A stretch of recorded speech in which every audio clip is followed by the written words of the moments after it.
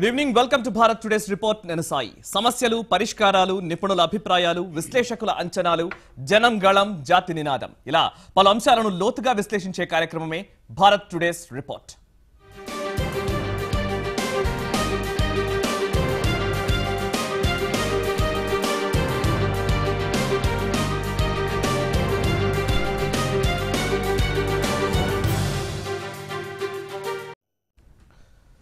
రాష్ట్రపతి పదవి ఉత్సవ విగ్రహమా, రబ్బర్ స్టాంపా? అలా అయితే దేశ చరిత్రను తరచి చూసిన ప్రతిసారి రాష్ట్రపతి ఎంత బాధ్యతగా వ్యవహరించారో తెలియజేసిన సంఘటనలు ఉన్నాయి. నిజానికి ప్రపంచానికి భారతదేశం తరపున కనిపించే పెద్దరికం, పెద్ద ముఖం రాష్ట్రపతిదే. రాష్ట్రపతిగా ఎంపికయ్యేవారు పండితులు, రాజనీతిజ్ఞులు, సాత్వికులు, వివాదరహితులు, పదవికి వన్నె తెచ్చేవారై ఉండాలి. ఇది స్వతంత్ర భారతావనిలో తొలినాళ్ల నుంచి వస్తున్న సుగుణాల జాబితా. రాష్ట్రపతి ఎన్నికల ఓటింగ్ మిగతా ఎన్నికల తరహాలో ఉండదు, విభిన్నమైంది. ఒక ప్రత్యేకమైన పద్ధతిలో రాష్ట్రపతిని ఎన్నుకుంటారు, అంతే ప్రత్యేకతగా వ్యవహరిస్తారు కూడా.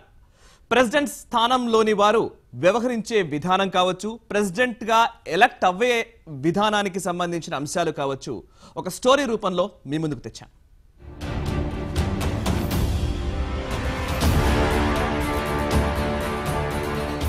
భారత రాష్ట్రపతి ఎన్నిక విధానం కొంచెం సంక్లిష్టంగా ఉన్నా భారత రాజ్యాంగంలో మాత్రం దానికి సంబంధించి అన్ని వివరాలు చాలా కులాంకుషంగా పొందుపర్చారు. రాజ్యాంగంలోని ఆర్టికల్ 54 ప్రకారం దేశ రాష్ట్రపతిని ఎలక్టోరల్ కాలేజీ ఎన్నుకుంటుంది. ఎలక్టోరల్ కాలేజీలో ఎన్నికైన పార్లమెంట్ సభ్యులు రాష్ట్రాల ఎమ్మెల్యేలు సభ్యులుగా ఉంటారు. ఎంపీలు పార్లమెంట్లలో, ఎమ్మెల్యేలు తమ రాష్ట్రాల అసెంబ్లీలో ఓట్లు వేస్తారు. ఎంపీలకు గ్రీన్ బ్యాలెట్ స్లిప్లను, ఎమ్మెల్యేలకు పింక్ బ్యాలెట్ స్లిప్లను ఇస్తారు. వారు ఆ బ్యాలెట్ పేపర్ల ద్వారా ఓటు వేయాలి. అయితే ఆ ఓటు ఎవరికో ఒకరికి మాత్రమే వేసేలా ఉండదు. అంటే అందులో ఉండే అభ్యర్థులకు సభ్యులు తమ ప్రాధాన్యత ఓటును వేయాలి. ఉదాహరణకు 4 అభ్యర్థులు బరిలో ఉన్నారనుకుంటే వారిలో ఏ అభ్యర్థికి మొదటి ప్రాధాన్యతను ఇస్తున్నారో ఎంచుకొని స్లిప్ లో 1, 2, 3, 4 ఇలా రాయాలన్నమాట. ఈ క్రమంలో ఎంపీలు, ఎమ్మెల్యేల ఓట్లకు విలువ కడతారు. 2017 లెక్కల ప్రకారం ఎలక్టోరల్ కాలేజీలో సభ్యుల సంఖ్య 4896. వారిలో 776 మంది పార్లమెంటు సభ్యులు, 4120 మంది ఎమ్మెల్యేలు. పార్లమెంటు సభ్యుల ఒక్కొక్కరి ఓటు విలువ 708. ఎమ్మెల్యేల ఓటు విలువ ఆయా రాష్ట్రాల జనాభాను బట్టి ఉంటుంది. ఉదాహరణకు ఆంధ్రప్రదేశ్ ని తీసుకుంటే ఎమ్మెల్యేలు ఒక్కొక్కరి ఓటు విలువ 159. అదే తెలంగాణ సభ్యుల ఓటు విలువ 132. యూపీ శాసనసభ సభ్యుల ఓటు విలువ 208. అదే అరుణాచల్ ప్రదేశ్ లో ఆ విలువ 8. సిక్కిం రాష్ట్ర ఎమ్మెల్యేల ఓటు విలువ కేవలం 7.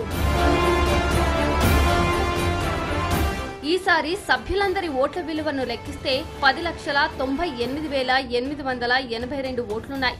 ఈ ఎన్నికల్లో గెలవాలంటే అభ్యర్థికి కావాల్సింది 5,40,9,442 ఓట్లు. ఎన్డీఏ ప్రస్తుత బలం దాదాపు 5.31 లక్షలు. విపక్షాల వద్ద ఉన్న ఓట్ల సంఖ్య దాదాపు 4.02 లక్షలు. ఏపీలో వైసీపీ, తెలంగాణలో టీఆర్ఎస్ మద్దతు ప్రకటించిన నేపథ్యంలో ఎన్డీఏ అభ్యర్థి గెలుపు నల్లేరుపై నడకే. లోక్సభలో 26,196 ఓట్లు కలిగిన అన్నా డీఎంకే సైతం మద్దతు తెలిపింది. దీంతో ఎన్డీఏ ఇక తిరిగి చూసుకోవాల్సిన పని లేదు.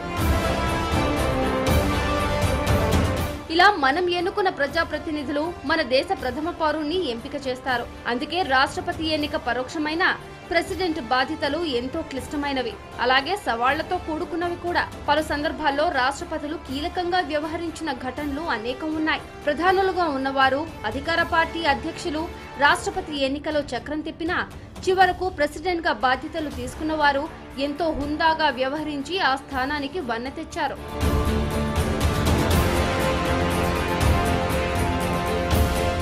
బాబు రాజేంద్ర ప్రసాద్ ను ప్రథమ రాష్ట్రపతిగా ఎంపిక చేయాలని సర్దార్ వల్లభాయ్ పటేల్ పట్టుపట్టారు. దాన్ని అప్పుడే నెహ్రూ వ్యతిరేకించాడు. రాజేంద్ర ప్రసాద్ మతవాదిగా కనిపిస్తారని, సోమనాథ్ ఆలయ పునరుద్ధరణకు ఉద్యమానికి బాహాటంగా మద్దతు ఇచ్చారని నెహ్రూకు అభ్యంతరం ఉండేది. భారత్ గణతంత్రం కావడానికి ముందు భారతదేశానికి గవర్నర్ జనరల్ గా ఉన్న సి రాజగోపాలాచారియే ప్రథమ రాష్ట్రపతి కావాలని నెహ్రూ భీష్మించారు. ఉత్తర దక్షిణ భారత సమతుల్యత కూడా ఆయన మనసులో ఉంది. కానీ చివరకు రాజేంద్ర ప్రసాద్ నే అంగీకరించవలసి వచ్చింది. 1957లో కొత్త వ్యక్తిని రాష్ట్రపతిని చేయాలని సర్వేపల్లి రాధాకృష్ణన్ అయితే బాగుంటుందని నెహ్రూ భావించారు. తర్వాత మౌలానా ఆజాద్ నెహ్రూని వ్యతిరేకించారు. 1962లో కానీ నెహ్రూ కోరిక నెరవేరలేదు. సర్వేపల్లి రాష్ట్రపతి కావడానికి నెహ్రూ పట్టుదలే కారణం. అలాగని నెహ్రూ ప్రభుత్వానికి ఎక్కడా వత్తాసు పలికిన పరిస్థితులు లేవు. సర్వేపల్లి రాధాకృష్ణన్ రాష్ట్రపతిగా తన విధి నిర్వహణలో ఎప్పుడూ రాజీ పడింది లేదు. చైనా యుద్ధంలో ఓటమికి ప్రభుత్వమే కారణమని బాహటంగానే విమర్శించారు సర్వేపల్లి. కృష్ణమీనన్ను పదవి నుంచి తప్పించాలని డిమాండ్ చేశారు. ఇందిరాగాంధీ ప్రధాని అయ్యాక కొన్ని అప్రజాస్వామిక ధోరణులను తప్పుపట్టారు. జాకీర్ హుస్సేన్ మరణం తర్వాత 1969లో జరిగిన రాష్ట్రపతి ఎన్నిక కాంగ్రెస్ అంతర్గత పోరుకు ప్రతిధ్వనిగా సాగింది. అంతరాత్మ ప్రబోధం పేరిట కాంగ్రెస్ అభ్యర్థి సంజీవరెడ్డిని కాదని స్వతంత్ర అభ్యర్థి వివి గిరిని ఇందిర గెలిపించుకున్నారు. గిరి హయాంలోనే రాష్ట్రపతి పదవి రబ్బరు స్టాంపు వంటిదన్న ఆరోపణలు వచ్చాయి. అయినా కూడా ఇందిరను 2-3 ముఖ్య విషయాల్లో రాష్ట్రపతి తప్పుపట్టారు. చివరకు ఆపద్ధర్మ రాష్ట్రపతి బీడీ జెట్టి సైతం మొరార్జీ దేశాయ్ తీసుకున్న రాష్ట్ర అసెంబ్లీల మూకుమ్మడి రద్దు నిర్ణయాన్ని నిలదీశారు. ఫక్రుద్దీన్ అలీ అహ్మద్ మాత్రం కేబినెట్ ఆమోదం ఉందో లేదో నిర్ధారించుకోకుండానే ఎమర్జెన్సీ ఉత్తర్వులపై సంతకం పెట్టారని చరిత్ర చెప్తోంది.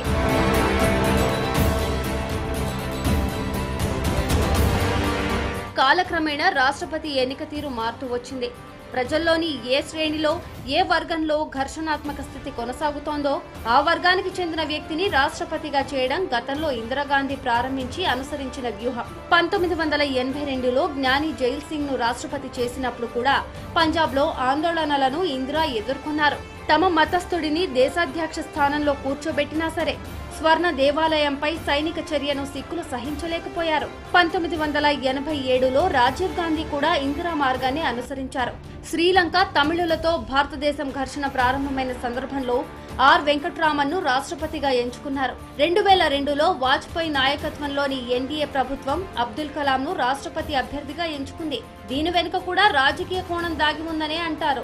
రాష్ట్రపతి ఎన్నిక జరగడానికి ముందు గుజరాత్ లోని గోధ్రాలో అల్లర్లు జరిగాయి. బీజేపీ సర్కార్ మైనారిటీలకు వ్యతిరేకం కాదన్న సందేశం ఇచ్చేందుకు యుద్ధ వైజ్ఞానిక రంగంలో దేశం కోసం అహర్నిశలు కృషి చేసిన కలాం ను రాష్ట్రపతిగా ఎన్నుకున్నారు. వివి గిరి, వెంకట్రామన్, అబ్దుల్ కలాం వీళ్లంతా ఆయా రంగాల్లో లబ్ధ ప్రతిష్ఠులు. రాష్ట్రపతులుగా ఎంతో హుందాను ప్రదర్శించిన వారు. కలాం రాష్ట్రపతిగా తీసుకున్న నిర్ణయాలు అందుకు ఉదాహరణే.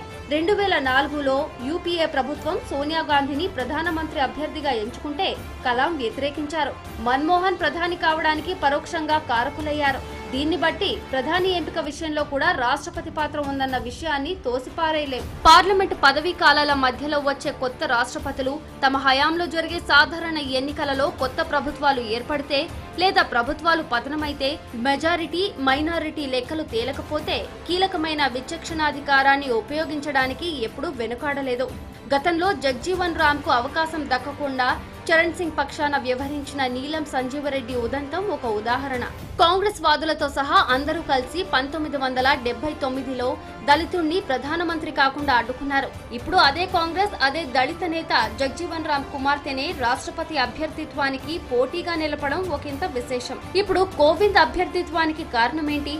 మైనారిటీల సంగతి పక్కన పెడితే గత 3 ఏళ్ల మోదీ ప్రభుత్వ హయాంలో అతి తక్కువ కలవరానికి గురి అయ్యింది దళితులే. కోవింద్ ఎంపిక వారిని ఉపశమింపజేయడానికేనా, లేక వారిపై మరింత అణచివేత కొనసాగితే కవచంగా ఉపయోగించుకోవడానికేనా? ఊహాజనితమైన ప్రశ్నే కావచ్చు, కానీ ఆ స్థితిలో కోవింద్ ఎటువైపు ఉంటారు అనేదే అసలు ప్రశ్న.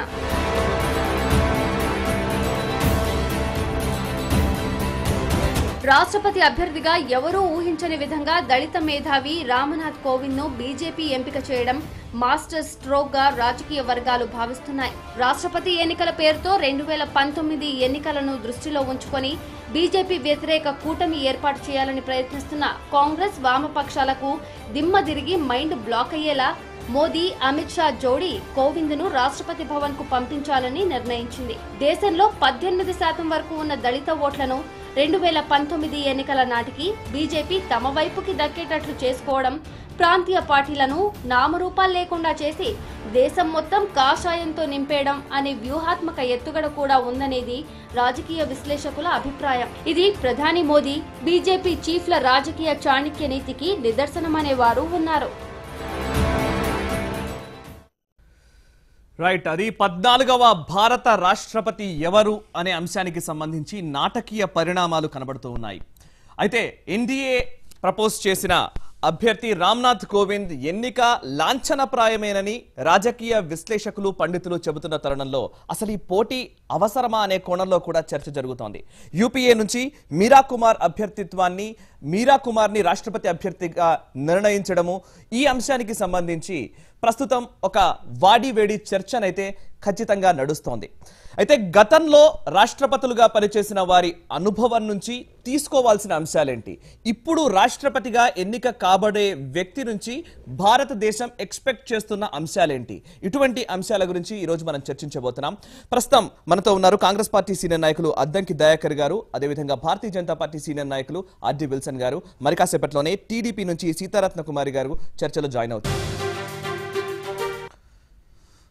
ప్రపంచంలోనే అతిపెద్ద ప్రజాస్వామ్య దేశంగా చెప్పబడుతున్న భారతదేశానికి రాష్ట్రపతి ఎన్నిక 17వ జూలై 17వ తేదీన జరగబోతోంది. 20వ తేదీన కౌంటింగ్ నిర్వహించబోతున్నారు. అయితే ఈ రాష్ట్రపతి అభ్యర్థిత్వానికి సంబంధించి ఇద్దరు ప్రముఖ నేతలు మధ్య ఒక పోటీ వాతావరణం ప్రస్తుతం కనబడుతోంది. రాష్ట్రపతి అభ్యర్థిత్వానికి లేదా రాష్ట్రపతిగా ఎన్నుకోవడానికి అసలు పోటీ అవసరమా అన్న దగ్గర నుంచి మొదలు పెడితే, ఓవైపు ఎన్డీఏ అభ్యర్థిగా రామ్నాథ్ కోవింద్ పేరు, మరోవైపు యూపీఏ అభ్యర్థిగా మీరా కుమార్ పేర్లు తెరపైకి రావడం, వారి అభ్యర్థిత్వాన్ని ఖరారు చేయడం జరిగింది. ఇద్దరూ కూడా దళిత సామాజిక వర్గానికి చెందిన నేతలు కావడం, దళితులకు మధ్య ఒక పోటీ వాతావరణం ఏంటి అన్న కోణంలో చర్చ జరగడం, అంతేకాదు ప్రస్తుతం ఈ అంశానికి సంబంధించి ఇద్దరూ వివాదాల లేని వ్యక్తులే, వివాదరహితంగా పేరు తెచ్చుకున్న నాయకులే. ఆ ఇద్దరి మధ్య ఒక రాజకీయ ముఖ చిత్రాన్ని మార్చే దిశగా ఇరు పార్టీలు ప్రయత్నిస్తున్నాయన్న కోణంలో కూడా విశ్లేషణలు జరుగుతున్నాయి. అయితే ఒకవైపు ఎన్డీఏ అభ్యర్థి రామ్నాథ్ కోవింద్ కు ఎన్డీఏ భాగస్వామ్య పక్షాలు మాత్రమే కాదు, బయట ఉన్న పక్షాలు కూడా, జేడీయూ కావచ్చు, ఇటు టీఆర్ఎస్ కావచ్చు, అటు వైసీపీ కావచ్చు, మద్దతు పలుకుతున్న పరిస్థితి కనబడుతోంది. ఈ నేపథ్యంలో ఎవరి గెలుపు అవకాశాలు ఏ విధంగా ఉన్నాయి, ఇదంతా ఒక దిక్కైతే గెలిచే అవకాశాల కంటే కూడా రాబోయే రోజుల్లో ఒక రాష్ట్రపతి నుంచి భారత ప్రజలు ఎక్స్పెక్ట్ చేస్తున్న అంశాలేంటి, ఈ కోణంలో మనం చర్చిద్దాం. ప్రస్తుతం టీడీపీ సీనియర్ నాయకురాలు సీతారత్న కుమార్ గారు కూడా చర్చలో జాయిన్ అవుతున్నారు. వెల్కమ్ సీతారత్న కుమార్ గారు, విల్సన్ గారు అండ్ దయాకర్ గారు, చర్చకు స్వాగతం. ముందుగా దయాకర్ గారు, ఫస్ట్ అసలు రామ్నాథ్ కోవింద్ అనే పేరు ఖరారు కాకపోవడం వల్ల మీరా కుమార్ అనే ఖరారు అయిపోయిన తర్వాత కూడా మీరా కుమార్ అభ్యర్థిత్వాన్ని పెట్టారు. కానీ మీ దగ్గర కన్సెన్సస్ విషయంలో, మీతో చర్చలు జరిపిన విషయంలో త్రిసభ్య కమిటీ ఏదైతే బీజేపీ పెట్టిందో ఆ త్రిసభ్య కమిటీ చర్చలు సరిగ్గా జరగకపోవడం వల్ల పోటీకి వెళ్లాలనుకున్నారా? ఖచ్చితంగా బీజేపీ ఎవరిని నిలబెట్టినా సరే పోటీకి వెళ్లాల్సిందేనో ఒక నిర్ణయానికి రావడం వల్ల ఈ పరిస్థితి వచ్చిందా? పోటీ ఎందుకు? మొట్టమొదటిగా భారత రాష్ట్రపతికి పోటీ అనేది అనివార్యం, అది ఏకగ్రీవం అయ్యేది కాదు. పార్లమెంటరీ డెమోక్రసీలో రాష్ట్రపతితో సహా ప్రతి ఒక్కళ్ళు కూడా ఎన్నుకోబడవలసిన వాళ్ళే, దాంట్లో ఏకగ్రీవం అనేది ఒక అంశం. అయితే భాజపా ఏంది, తనకు సానుకూలమైన వైఖరి ఉన్నది ఇప్పటికి కూడా. ఏంటిది, ఏకగ్రీవం చేయడానికి ఒక ప్రయత్నం చేయాలనే ఉద్దేశంతో వాళ్ళు చేయడాన్ని మేము స్వాగతించినాం. ఏంటి, మేము కలిసి ఒక మంచి అభ్యర్థిని కనుక దేశానికి ఇస్తే ప్రజలు కూడా హర్షిస్తారనే ఉద్దేశంతో వాళ్ళ ప్రపోజల్ని మేము యాక్సెప్ట్ చేసినాం. వాళ్ళేంటి, వాళ్ళ పార్టీకి సంబంధించిన అంతర్గతంగా ఒక 2 కమిటీలు వేసుకున్నారు. కొంతమంది సోనియా గాంధీ కాంచి పెద్ద నాయకులు, కొంతమంది విపక్షాల్లో ఉన్న నితీష్ కుమార్ కాంచి మొదలు పెడితే విపక్షాలు ఎవరైతే నాన్ బీజేపీ ఎంటిటీస్ ఉన్నాయో, నాన్ ఎన్డీఏ ఎంటిటీస్తో వాళ్ళు కలిసి తిరిగి మద్దతును కూడగట్టే ప్రయత్నం చేసిండ్రు. దేనికోసం, బీజేపీ ఒక అభ్యర్థిని పెడుతుంది, మీరు దానికి సహకరించాలని చెప్పి వాళ్ళకు ప్రపోజల్ తీసుకొచ్చిండ్రు. మీరు సర్వామోదం ఉండే వ్యక్తిని కనుక సూచిస్తే మేము కంపల్సరీ మీకు మద్దతు చెప్తామని చెప్పినాం. కానీ రామ్నాథ్ కోవింద్ అనో, అద్వానీ అనో, సుష్మా స్వరాజ్ అని ఎవరు పేరు ఏం చెప్పాలి. ఎగ్జాక్ట్లీ. అలాంటప్పుడు మేమేం చేయాలి, పేరు చెప్పిన తర్వాత నిర్ణయం ప్రకటించాలి కదా. మేము అప్పుడు కూడా దాదాపు 8 మంది ముఖ్య నాయకులతో యూపీఏ చైర్పర్సన్తో ఒక మీటింగ్ అయింది. దానికి చాలామంది మిత్రులను కూడా, ఎన్డీఏలో ఉన్న మిత్రులు కూడా మాతో సహకరించిన వాళ్ళు, గతంలో ఉన్న వాళ్ళని కూడా పిలవడం జరిగింది. దాంట్లో భాగంగానే కేసీఆర్కి ఆహ్వానం వచ్చింది, నితీష్కి చాలామందికి వచ్చింది అట్లా. అయితే ఏంటి, అధికార పక్షం ఒక అభ్యర్థిని ఎంచుకుంటున్నప్పుడు మనం కూడా ఒక ప్రపోజల్ పంపిద్దామనే ఆలోచనకు వచ్చినాం.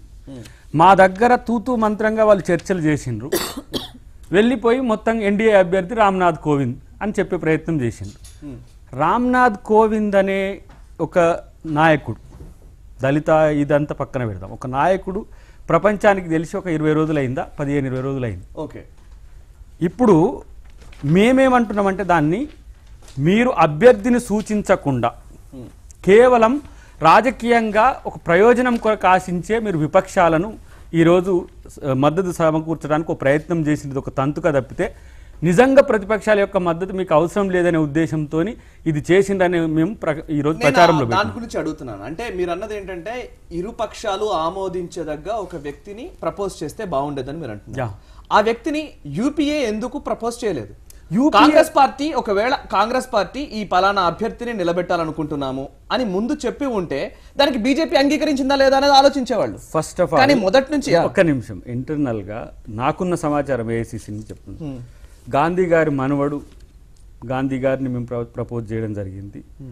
అన్నిటికంటే ముఖ్యంగా వివాదరహితంగా ఉన్న ఈ గాంధీ మనవడైతే అందరికి కూడా మంచిగా ఉంటుంది. గాంధీ ఫ్యామిలీకి ఇంతవరకు రాజకీయ ఏ ప్రయోజనం రాలే, ఒక సెయింట్ఫుల్గా ఉంటుందని చెప్పి ఒక ప్రయత్నం చేసినాం. వాళ్ళు దానికి ఒప్పుకునే ప్రయత్నం చేయలేదు. అంటే మా దాంట్లో ఉన్న సుశీల్ కుమార్ షిండేను, మీరా కుమార్ గారిను వాళ్ళకు ప్రపోజల్లో పెట్టినాం. కానీ గాంధీ మనవడు మాత్రం ఏ రాజకీయాలతో లేడు. ఆఫ్టర్ గాంధీ కూడా ఎప్పుడు భారతదేశం ప్రజాస్వామ్యమైన తర్వాత గాంధీ గారు కూడా రాజకీయాల్లో లేరు, ఏ రాజకీయాలతో లేరు. తన మనవన్ని ప్రపోజల్లో పెట్టినప్పుడు వాళ్ళు ఆలోచిస్తామని చెప్పేదే వచ్చింది. అయితే మాకున్న అంచనా ఏముండే అంటే అద్వానీ వస్తాడా, సుష్మా స్వరాజ్ వస్తారా, లేదంటే ఇంకొక పేరు వినపడింది. వాళ్ళు ముగ్గురిట్లో ఎవరు వస్తారనేది ఆలోచించే. దయాకర్ గారు మీరు చెప్తుంది కరెక్టే. ఇప్పుడు గాంధీ మనవడిని ప్రపోజ్ చేశామని మీరు అంటున్నారు, కానీ గాంధీ మనవడిని మీరా కుమార్ ప్లేస్ లో ఎందుకు పెట్టలేదని నేను అడుగుతున్నాను. రామ్నాథ్ కోవింద్ తర్వాత అయినా సరే మీరా కుమార్ ప్లేస్ పోటీకి గాంధీ మనవడు ఒప్పుకోడు కదా నీనా రాజకీయాల కొరకు. తను ఒక న్యూట్రలిస్ట్ గా ఉండడానికి ఇష్టపడతాడు తప్పితే బీజేపీతో కొట్లాడే గాంధీ అవసరం లేదు కదా. Fine fine right. Okay sir, okay Wilson గారు, ఇప్పుడు ఫస్ట్ పాయింట్ రామ్నాథ్ కోవింద్ అభ్యర్థిత్వాన్ని బీజేపీ ఖరారు చేయడము, నామినేషన్ దాఖలు చేయడము, ఆయనకు సపోర్ట్ చేస్తున్న వాళ్ళ సంఖ్య కూడా ఉంది. ఇటువైపు మీరా కుమార్ అభ్యర్థిత్వం. ఇక్కడ సమస్య ఏంటంటే ఒక దళిత నాయకుడిని ప్రపోజ్ చేసిన వెంటనే మరొక దళిత నాయకురాల్ని తెరపైకి తెచ్చారనే ఒక భావన నడుస్తోంది. ఇది కూడా ఒక అంశంగానే కనిపిస్తుంది. సరే మీరు ఆ క్యాండిడేట్ ని పెట్టారు కాబట్టి పోటీ ఇవ్వాలి కాబట్టి ఇంకో క్యాండిడేట్ ని ఖచ్చితంగా ఆ వర్గానికి సంబంధించిన వాళ్ళని పెట్టడమే ఇంకా పోటీలో తప్పదు. బట్ రామ్నాథ్ కోవింద్ అభ్యర్థిత్వం అనే దగ్గరికి వస్తేనే రామ్నాథ్ కోవింద్ని నిలపడానికి వెనక ఉన్న ఉద్దేశం ఏంటి? ఇప్పుడున్న పరిస్థితుల్లో భారతదేశ వ్యాప్తంగా ఒక ముఖ్యంగా దళిత విద్యార్థుల నుంచి వస్తున్న వ్యతిరేకత కావచ్చు, లేదా యూనివర్సిటీలో జరుగుతున్న విషయాలు కావచ్చు, వీటి అన్నింటికీ కూడా ఒక అడ్రస్ చేస్తూ దళిత వ్యక్తిని రాష్ట్రపతిగా నియమించడం వల్ల వీటిని ఎదుర్కోవచ్చని ఒక అభిప్రాయం ఉందా? ఉద్దేశం ఏంటి? ముందుగా అంటే ఈ చర్చకు పోయే ముందు దళితుల దుస్థితికి పశ్చిమ గోదావరి జిల్లాలో గరికపూర్ గ్రామంలో ఒక అంబేద్కర్ విగ్రహం పెడితే ఆ అంబేద్కర్ విగ్రహం పెట్టేందుకు గత 2 నెలలుగా అక్కడ ఆ గ్రామానికి సంబంధించిన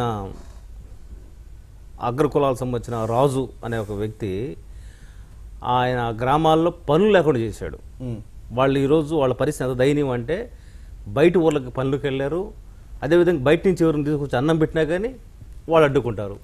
అసలు స్వతంత్ర భారతంలో ఇన్ని సంవత్సరాల తర్వాత కూడా పనులు చేసుకోవడానికి కూడా అవకాశం లేని రీతిలో ఒక చర్య తీసుకోవడం అనేది చాలా దారుణం. ఇప్పుడు దీని మీడియా కూడా మీ ఛానల్ ఏదో కొద్దిగా కవర్ చేసిందేమో కానీ ఇప్పటిదాకా కూడా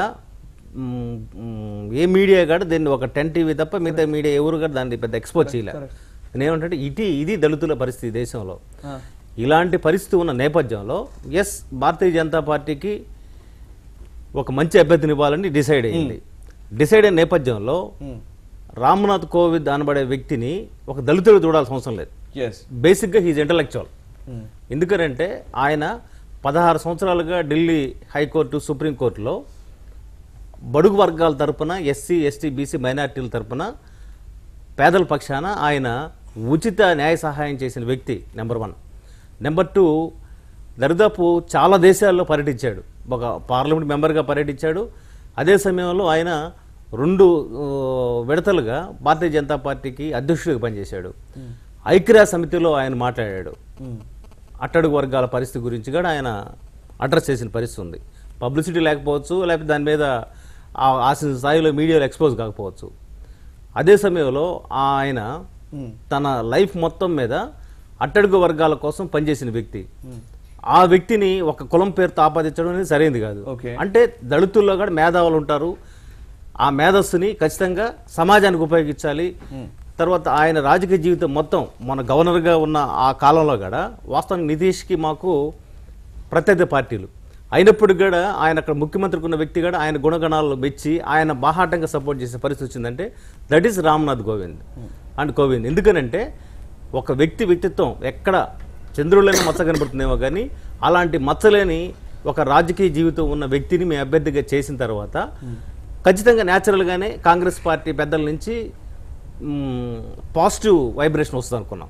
కానీ కాంగ్రెస్ పార్టీ తన వైఖరి ఎప్పటిలాగానే పోగొట్టుకోకుండా గతంలో ఎట్టయితే జగజ్జీవరావుని ప్రధానమంత్రి కాకుండా అవమానించిందో అదే ఇప్పుడు ఈరోజు మీరా కుమార్ విషయంలో మొదలైంది.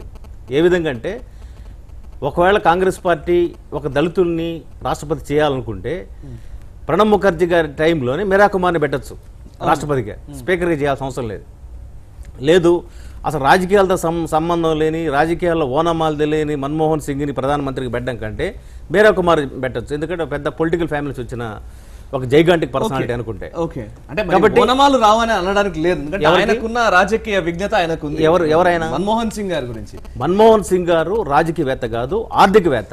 చాలా స్పష్టంగా రాజకీయ పరిస్థితుల్లో ఆర్థిక అంశాలే చాలా కీలకం. కాదు రాజకీయాలంటే ప్రజల కోసం బతకడం.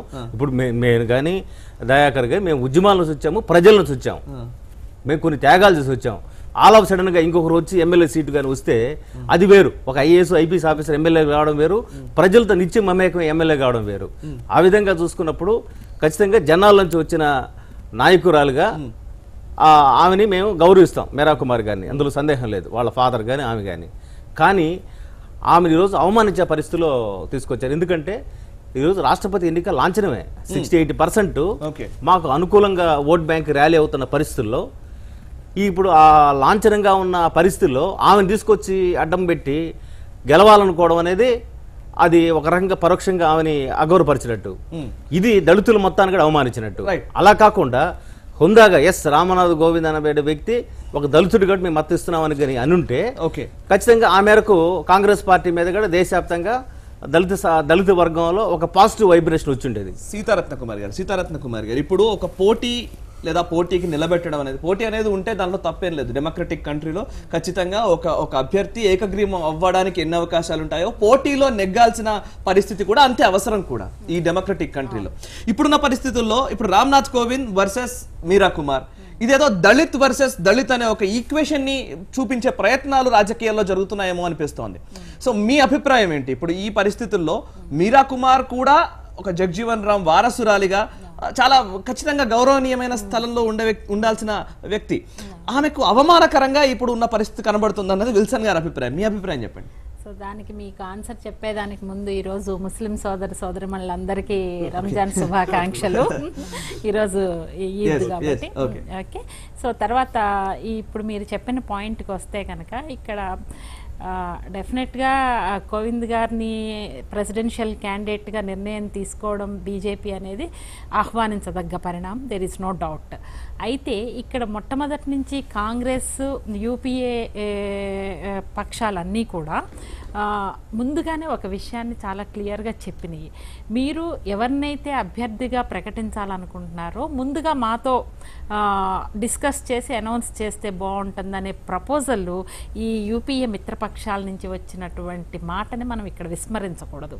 అయితే ఇప్పుడు ఉత్తరప్రదేశ్ ఎలక్షన్స్ జరిగిన తర్వాత బీజేపీకి చాలా క్లియర్ మెజారిటీ ఉంది. వాళ్ళకి ఎవరిని పట్టించుకోవాల్సినటువంటి అవసరం లేనట్లుగా వాళ్ళకి ఉన్నాయి. ప్లస్ మిత్రపక్షాలు ఉన్నాయి, మాలాంటి తెలుగుదేశం పార్టీ మిత్రపక్షాలు కానీ కూడా సపోర్ట్ ఇచ్చే లైక్ కేసీఆర్ అలాంటి వాతావరణం కూడా ఉండడంతో ఒక కాన్ఫిడెన్స్ అనేది బీజేపీ అగ్రనేతల్లో వచ్చేసి ఏకపక్ష నిర్ణయం తీసుకోవడం అనేది జరిగింది. అక్కడ వీళ్ళు ఆల్రెడీ కమ్యూనికేట్ చేశారు, మాకు ఇన్ఫార్మ్ చేయండి అని. చెయ్యకుండా వీళ్ళు ఏకపక్షమైన నిర్ణయం తీసేసుకుని చెప్పడంతో ఆబ్వియస్లీ ఏంటంటే వీళ్ళల్లో ఒక డిస్కస్ చేయకుండా చేశారు, మనం కూడా చేద్దాము అనే ఒక డిస్టర్బెన్స్ ఎన్వైరన్మెంట్ అనేది క్రియేట్ అయిన మాట వాస్తవం. అలా మీరా కుమార్ గారిని పిక్చర్లోకి తీసుకొచ్చినటువంటి పరిస్థితి, ఆవిడ రావాల్సిన దారి తీసిన పరిస్థితులు. అయితే ఇక్కడ ఒక దళిత మహిళను కానీ దళిత వ్యక్తిని కానీ క్యాస్ట్ బేస్ మీద ప్రెసిడెన్షియల్ క్యాండిడేట్ కరెక్ట్గా సెలెక్ట్ చేసుకుంటున్నారా, లేకపోతే వాళ్ళకున్న క్వాలిటీస్ని ఎక్కడ మాట్లాడుతున్నా కులాన్నే మాట్లాడుతున్నారు. అది దురదృష్టకరం.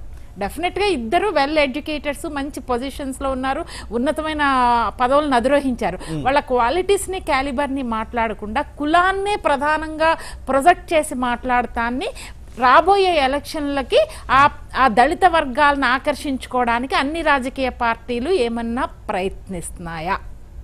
ఆ దిశగా కూడా ఇక్కడ ఆలోచించాల్సినటువంటి అవసరం ఉంది.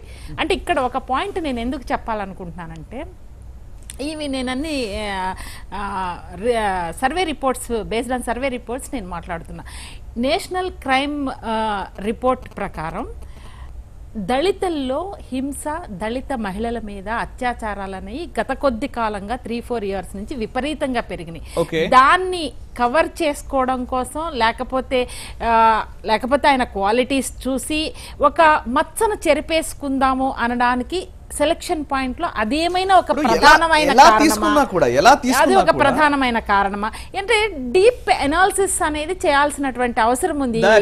దయాకర్ గారు ఇప్పుడు సేమ్ మీరా కుమార్ గారి విషయంలో విల్సన్ గారు ఒక సీరియస్ కామెంట్ చేశారు.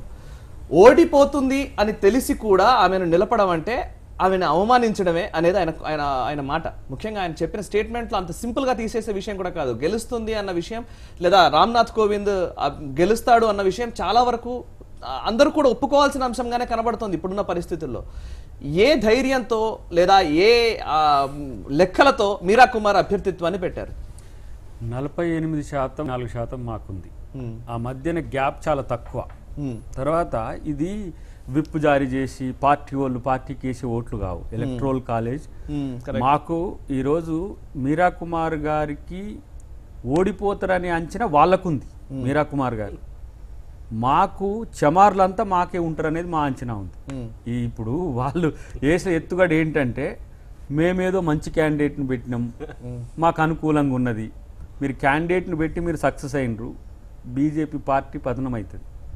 ఇప్పుడు అద్వానికి ఊరించి రామ మందిరం దాంట్లో ఇరికించి ఆయనకు ఇస్తే అది కలవదని చెప్పి మీకు అనుకూలంగా ఉండే ఒక రాష్ట్రపతి అభ్యర్థిని దళితున్నైనా తెచ్చి ఇప్పుడు 1000 ఏనుగులు తిన్న రాబందు అట మొసలి కన్నీరు గార్చిందట.